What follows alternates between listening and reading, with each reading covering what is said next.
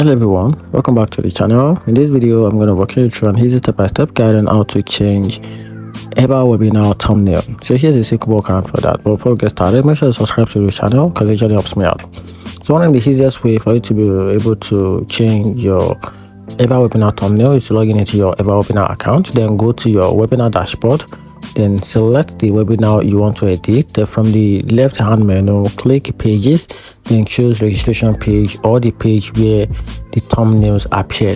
Then click edit on your selected template, then look for the thumbnail/image section, then click upload and select your new thumbnail image from your computer, then adjust the image in options where available and click save.